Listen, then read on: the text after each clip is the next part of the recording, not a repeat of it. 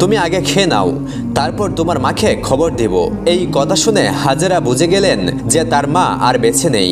তাই তিনি সেজদায় লুটিয়ে পড়ে কান্নায় কাতর হয়ে বললেন, হে আল্লাহ, হে দয়াময়, এই হতভাগিনীর কি অপরাধ ছিল?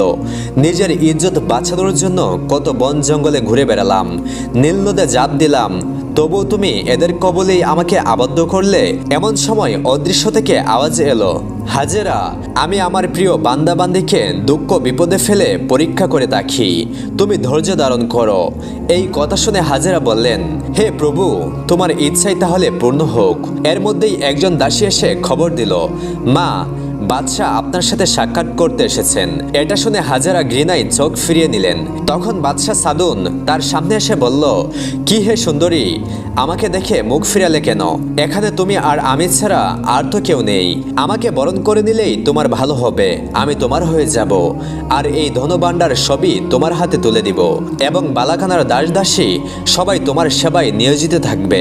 সুতরাং আমাকে বরণ করে নিয়ে আমার প্রেম লালসা মিঠাও। এটা শুনে ঘৃণায় হাজেরার শরীর ফেটে যাচ্ছিল।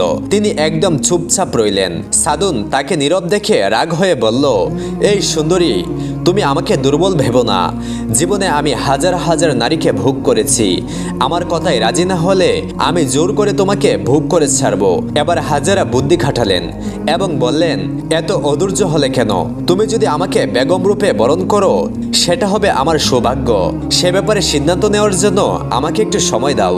সাদুন এই কথা শুনে খুশি হয়ে বলল, বেশ ভালো কথা, তুমি সুস্থ হয়ে আমাকে যে আদেশ দিবে আমি তাই পালন করব। এই বলে সাদুন রাজ দরবারে চলে গেল। কিছুদিন পর বাদশাহ আবার এসে বলল, কি হে সুন্দরী, তোমার মতামত এখনো কি ঠিক হয়নি? আমি যে আর ধৈর্য ধারণ করতে পারছি না। হাজেরা বললেন, আমাকে আরো কিছুদিন সময় দিতে হবে। সাদুন বলল, তুমি কি আমার সঙ্গে চালাকি করছো? সাবধান, ভুল করো না, তুমি আমার হাত থেকে কিছুতেই রেহাই পাবে না। আমি আর 3 দিন সময় দিচ্ছি, এরপর তুমি রাজি না হলে আমি জোর করে তোমাকে ভোগ করব। এই কথা বলে বাদশাহ সাদুন সেখান থেকে চলে গেল। বিবি হাজেরা আল্লাহ তাআলার দরবারে কেঁদে কেঁদে প্রার্থনা করতে লাগলেন, হে দয়াময় প্রভু, আমার দেহ, মন, মান, ইজ্জত সব তোমার হাতে ছেড়ে দিলাম, তুমি আমাকে হেফাজত করো। 3 দিন পর বাদশাহ মদ পান করে হাজেরার নিকট গিয়ে তাকে ধরার জন্য হাত বাড়ালো। হাজেরা চিৎকার করে বলে উঠেন, হে প্রভু, আমাকে রক্ষা করো। এই বলে হাজেরা কক্ষের এক কোণে ঝাঁপিয়ে পড়লেন। ফলে অল্পের জন্য বাদশাহ তাকে ধরতে পারল না। এরই মধ্যে বাদশাহ সাদুনের 2 চোখের ভিতরে ভীষণ যন্ত্রণা শুরু হলো। এমনকি অল্প সময়ের মধ্যেই সে অন্ধ হয়ে গেল।